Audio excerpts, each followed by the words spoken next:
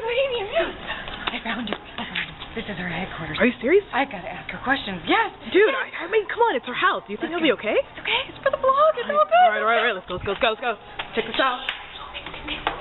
Oh, man, she got freaked out by this. It's gonna be so weird.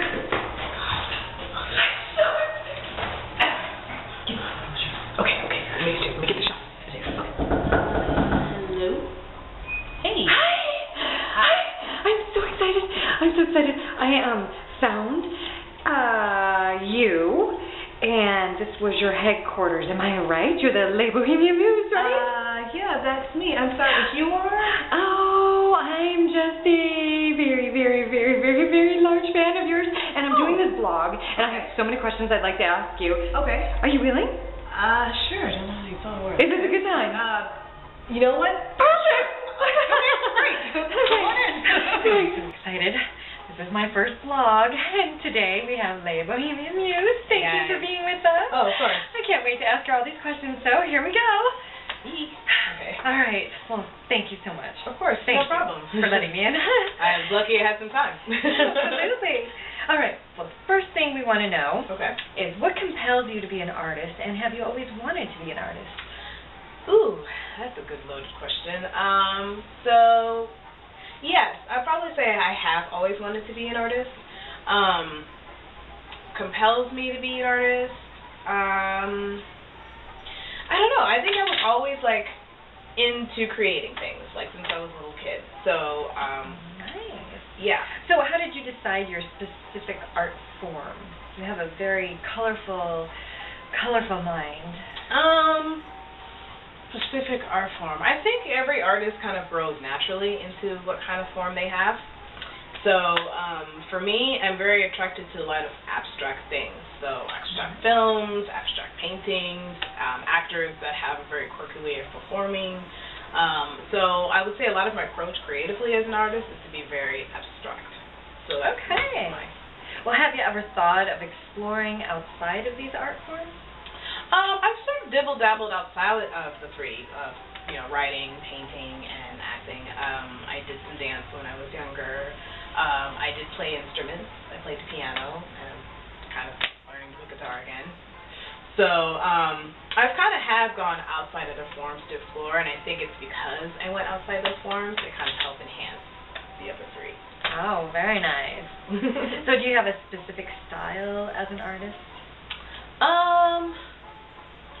I see a lot of use of color. Maybe very, as a painter, very abstract again, like we go from last time, but also very colorful. I like very vibrant colors. Obviously, even as an artist, I wear very vibrant colors. I like to be very colorful, I guess, even within performance-wise. Is it like how you're feeling on the inside? Yes, very much so. And I guess, I talked about, or wrote about power color, and I think that plays because I think color is such a big influence on an individual in general. So not only every day in terms of, what am I wearing today? Ooh, or, for girls, the makeup and colors that we put on our face.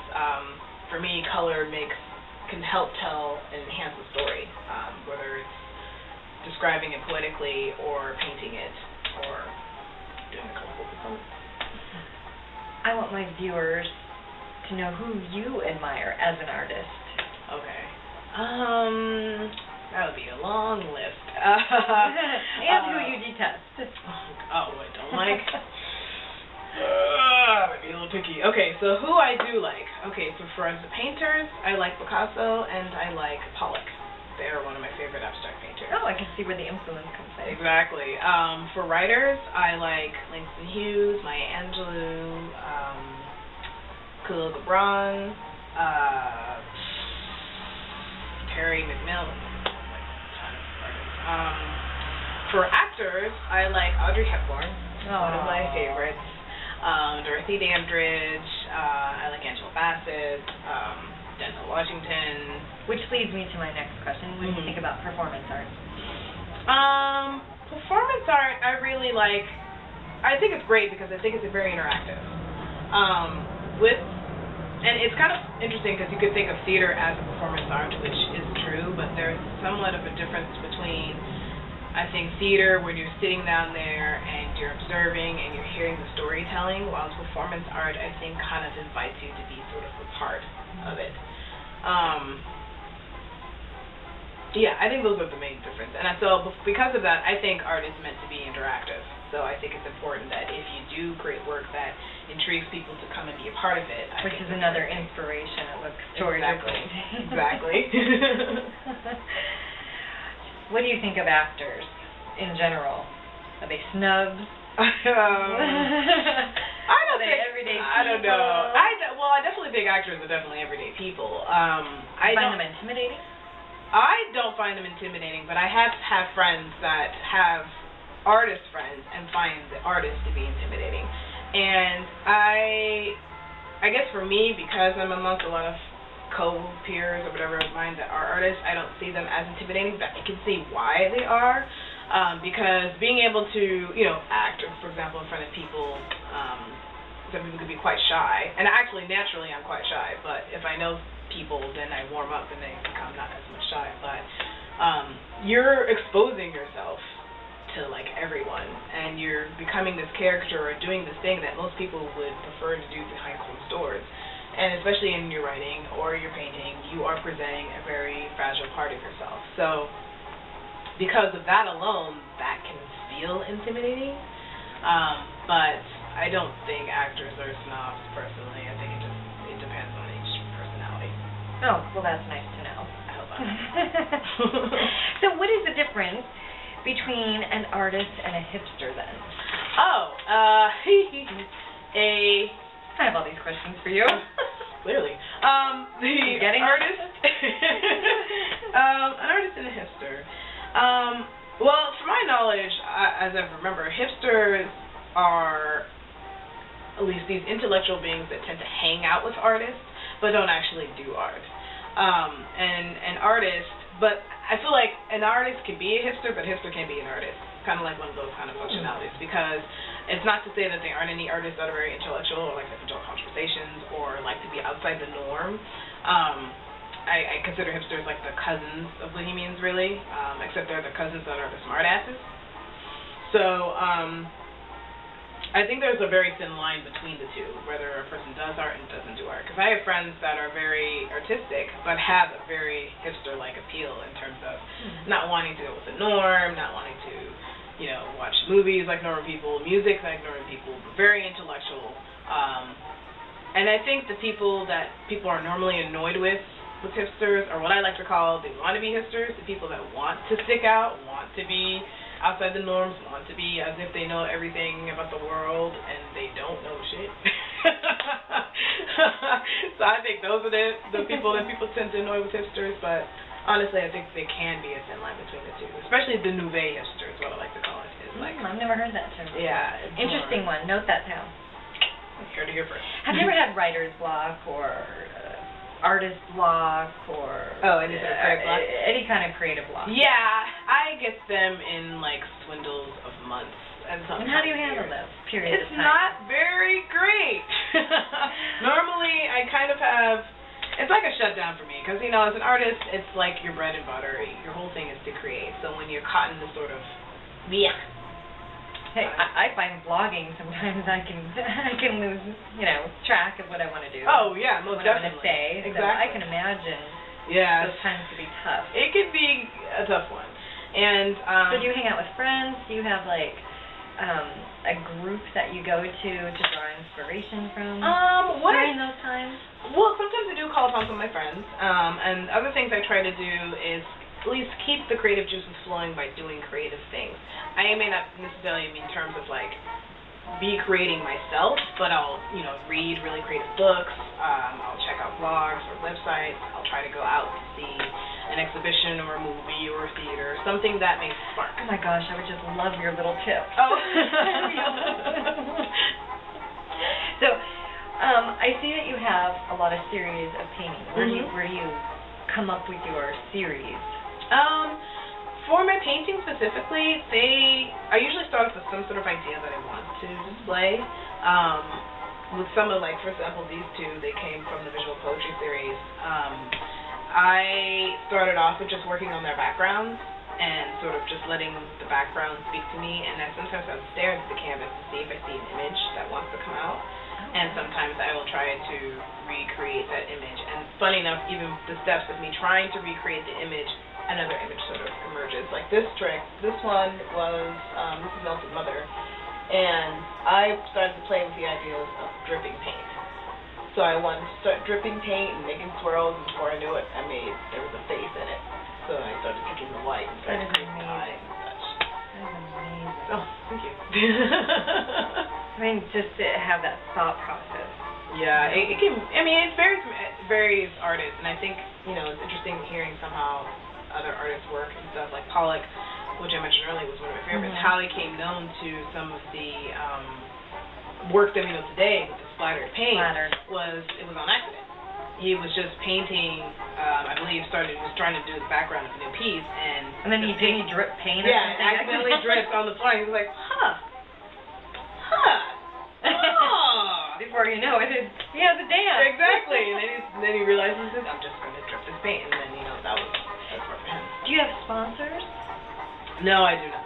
I do not have sponsors. I know sometimes if artists want to fund some of their work, you can get like angel donors, or you can do a lot of the more popular funding now, like with Indiegos and the Kickstarters, where you can kind of get people involved. Yes, I heard that Kickstarter. Yeah, very, very good. I have like this whole list. I have like 10 questions that some of my viewers, that like my blog want to ask, because I was so excited, and I actually had a blog that I'm going to come after you. Okay, sure. So, one of the questions was, is there a such thing as an artist integrity? Yes, I believe there is. I believe, just on the basis of what work that you want to do, that it's important that you stick to that purpose and not let yourself be swayed from it. I think it's important to know who you are as an artist, what you want to project for your work, the truth you're trying to display through your work. I think it's important to stick to that. I think integrity can get lost if you get tied in with, this is something popular, but like money. A lot of artists sometimes, and I'm not going to say all money, because I'm not going to say if you sell greeting cards you're a sellout. That's not necessarily true, because the whole starving artist thing is kind of so some companies, not necessarily sponsors, but some companies will buy your work and package them for certain e-cards. That's like, if you're licensing your work, some people would think that artists are sort of selling out, or if you become a brand, that some artists are sort of selling out. And I don't think that's necessarily true, because you got to eat as an artist. But I think as long as if the work that you are licensing and put up there still sticks to your personal mission statement, still sticks to your truth of what you want to invoke as an artist, I think your integrity is still. I think you would be fabulous even if you packaged that way. Yeah. Thank you. So if you were commissioned to create a piece of work, what if they didn't like it? What would you do? Art is kind of tricky. It is very subjective. So if I created a piece, there are a couple of steps you can take depending on the piece they ask you to commission. Most artists, I think, love the freedom of you just saying, do something and then make me this. Yes, make me that piece. If you get more specific, more like figurative with painting, sometimes what some artists would do is they would give a pre-sketch and show the person they're commissioning to know what type of work you have to do. Now, since I'm pretty much abstract artist, it's kind of hard to pre-sketch an abstract piece. But what I normally do with someone that I want to do a commission with is I like to sit down and talk to them, and I like to know, get a feel vibe for them, what they feel emotionally they want the like if I said, if I asked you to paint me something that describes a strong woman, you would I would ask you, for one, what is your personal definition of a strong woman? What are some terms or colors, colors, things like that you feel like when you see makes you feel like a strong woman, or who is someone that you visually see? Or a symbol, something. And then those are pieces that I would take and make a commission piece. Now, if you did not like it, then there's either two things that would occur. I could either try to make you another piece, or you just don't have to take the work. But usually, even with many artists, if you are doing a commission piece, usually some artists get some money up front that is non-refundable, because if you don't, then you've wasted time and money. And understandable. Yeah. So. Yeah.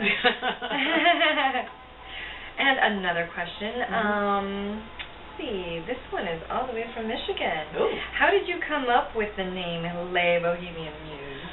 I love it. Yeah. So a few years back, specifically, I can say in 2005, I went off to the British American Drama Academy for the summer to study in Oxford Balliol College. And as a theater program, we had guests that would come and speak about their artistry or whatever it is. And specifically that day, we had Saffron Burrows, who's just one of my favorite actresses, and David Schwimmer from Friends. Amazing. He was one of the guys talking. And he mentioned how, one, I did not know he did theater background. So he mentioned how he had a theater background and how him and his friends back in Chicago started the Looking Glass Theater. And that really influenced me with the idea of, oh my God, ding, light bulb, why don't I start my own theater company? So when I wanted to start my own theater company, I was thinking about the mission and what I'd like. And two words that stuck out to me was bohemian and muse.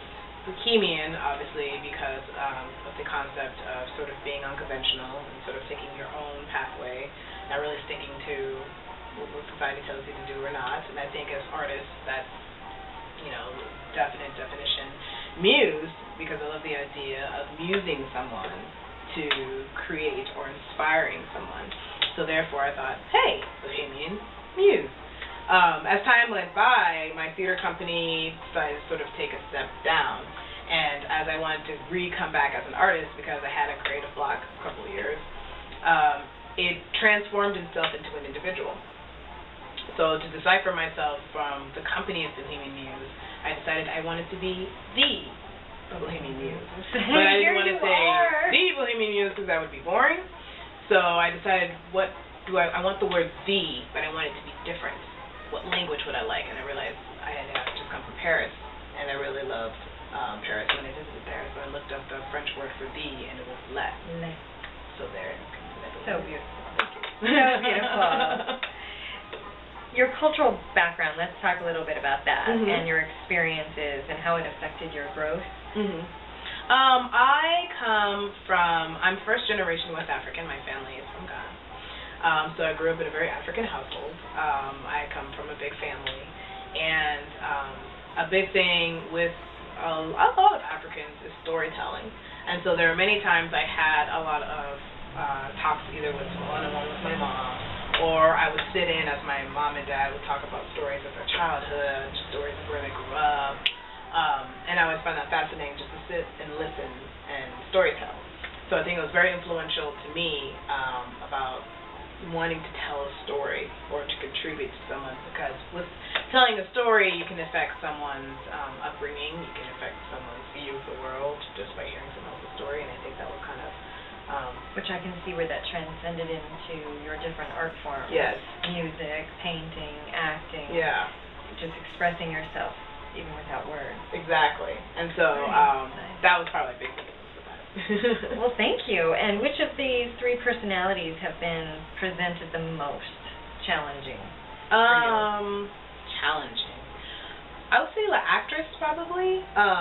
Not that she's challenging to do. It's more that to get work to act can be more challenging. Like, I can always get a canvas and paint if I'm in the mood to paint. I can always take a pad and pencil and write if I need to write. But performing is a little differently. So I would... out of your control. Yeah, and so I have to... others or you do what you can and present your material or your work if you're auditioning. But then it's up to the others to determine whether you're going to perform or not. So and that can be disheartening sometimes. Exactly. So I vowed with the actress. That's why I wanted to do little projects and started making little videos of my own. Which is a great way to go. Yeah. Great way to go. So not that I mind still auditioning for film or theater, but I think you do get kind of limited about when you want to perform, because it can be so dependent on others' comparisons. And this is in your control. Right. And so you have your creative flow just constantly moving and regenerating itself. Yeah. Nice. So I guess that kind of answers the next question of which of the three you like the most. You know what? Funny enough, I do not have one I love above the other. Actress is harder to get to perform, but they're kind of equal, and it sounds a little weird because most people are like, come on, there's got to be one above the other that you like, and it's like, no, honestly, there really is. They feed different parts of you. They do, exactly, and that's a good way of putting it, because if I'm doing this part and not the other, then I'm kind of sad when I'm not doing the other. Right. And so... One is like body movement. Right, something yourself intellectually, and something visually, and someone else, gets that energy. So if I'm not doing one of the others, then I tend to feel antsy. So you don't really prefer? No. One over the other. No, I don't. So, let's talk about obstacles then. Okay. And when it comes to one, how do you deal with any obstacle that comes in your way?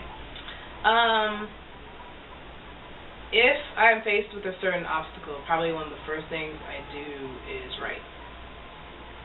I probably write. That's one of the first things I probably do, whether it's usually in poetry form more than fictional. It's more, I definitely write the most. And I would say out of all three, I usually say the writer is the oldest form of my personality, because one of the first things I did as a kid was write. So it's probably the first go-to initial thing that, like, if I'm going through something, whatever it is, I'll write it out. Let's make note of this. Writing is a great way to overcome an obstacle, especially in today's society. Yes!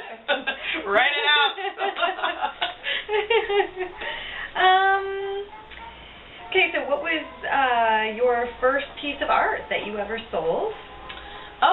The first piece of art I ever sold was at my first show at Raw, and it was, I think, called Mind of Spirals, and so it was kind of uniquely done with just painting and splatters of paint on white paint. And I was really ecstatic that day, because it was my first huge art show, introducing to everyone. And funny enough, I wasn't even expecting to sell anything. I was actually purely excited at the fact. So did you feel validated? Yeah, in a way. I'm like, I sold art. But I was just more happy in the fact that I was able to sell it and that piece meant something to someone. And that is the validation I see more in it. I might have to go blog that person too. And ask them where this piece is in their home. Exactly. You sure did. Dude, let me see that. Let's go. Holy crap, you got that autograph. Oh, it's so awesome. Bye, thanks again. Of course, no problem. Oh my god, dude, you totally got that shot. Nuts. I'm glad she didn't freak out or call the cops. Oh my gosh. Dude. Trying to keep my composure through that interview was so hard. Hey, I think you did pretty good, man. I think you did great. I love Bohemian Muse. Oh my gosh.